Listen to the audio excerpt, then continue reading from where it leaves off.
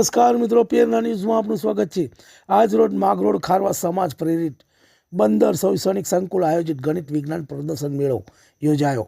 માગરોડ બંદર ખાતે જિજ્ઞેસા વિદ્યાલય, પરમેશ વિદ્યાલય સોસાયટી પ્રાથમિક શાળા અને બંદર પ્રાથમિક શાળાનું ગણિત વિજ્ઞાન પ્રદર્શન મેળાનું આયોજન કરવામાં આવ્યું હતું, જેમાં મોટી સંખ્યાના વિદ્યાર્થીઓ ભાગ લઈને ગણિત વિજ્ઞાનના વિષય પર 50થી વધુ અલગ અલગ મોડેલ પ્રયોગો પ્રોજેક્ટો સાથે સ્વાસ્થ્ય અને વિશ્વ કલ્યાણને લગતી અલગ અલગ કૃતિઓ રજૂ કરાઈ હતી।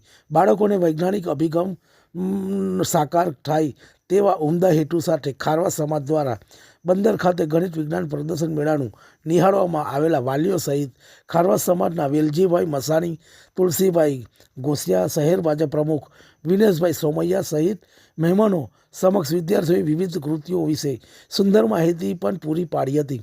રિપોર્ટ જીતુ પરમાર, માગરોડ। તમને અમારા સમાચાર પસંદ આવ્યા હોય તો લાઇક, શેર, બેલ આઇકોન અને સબસ્ક્રાઇબ કરો। આજે અમારા ખારવા સમાજ દ્વારા આ યોજાયેલો વિજ્ઞાન મેળો, જેમાં અમે 4 સ્કૂલે ભાગ લીધેલો છે। એક તો છે શ્રી બંદર પ્રાથમિક શાળા, શ્રી સોસાયટી બંદર પ્રાથમિક શાળા, શ્રી જિજ્ઞાસા વિદ્યાલય અને ચોથી છે શ્રી પરમેશ વિદ્યાલય।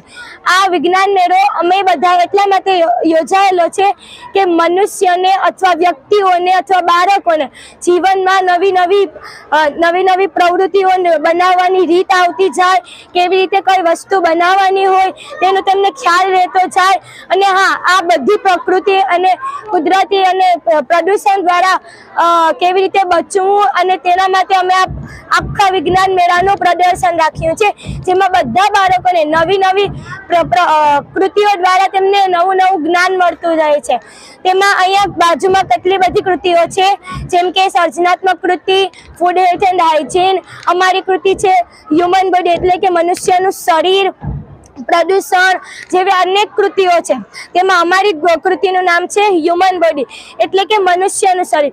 અમે આ પ્રોજેક્ટ દ્વારા એ દર્શાવવા માંગીએ છીએ હાલના માણસોને કે આપણા શરીરની અંદર કયા કયા તંત્રો આવેલા છે, અને જો હા તેઓને તંત્રોની ખબર તો હોય, એના નામ પણ ખબર હોય, પણ તેઓને તેની કાર્યની ખબર ન હોય, તો તે માટે તેની સમજ માટે અમે તેનો આ માંગરોળ બંદર ખારવા સમાજ આયોજિત આ ગણિત વિજ્ઞાન પ્રદર્શન છે, જે પ્રાઇમરી કક્ષા અને હાઈસ્કૂલ કક્ષાના વિદ્યાર્થીઓના પ્રતિભાને ખીલવવા માટેના એક કાર્યક્રમના ભાગરૂપે છે।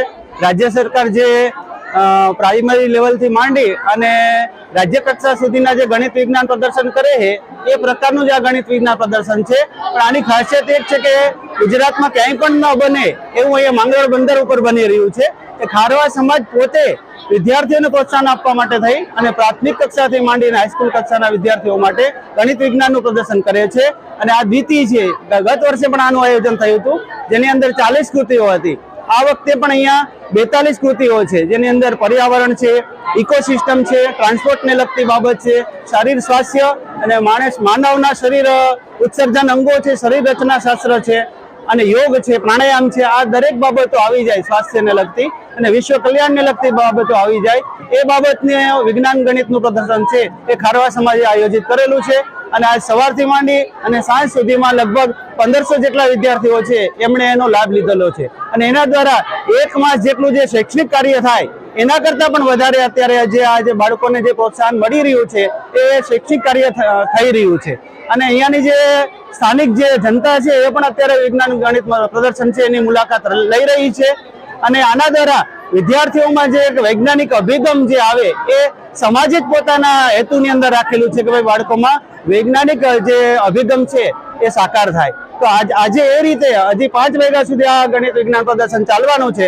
અને હવે ખારવા સમાજે નક્કી કરેલું છે કે આ રીતે આપણે દર વખતે જાન્યુઆરી માસની અંદર આ ગણિત વિજ્ઞાન પ્રદર્શન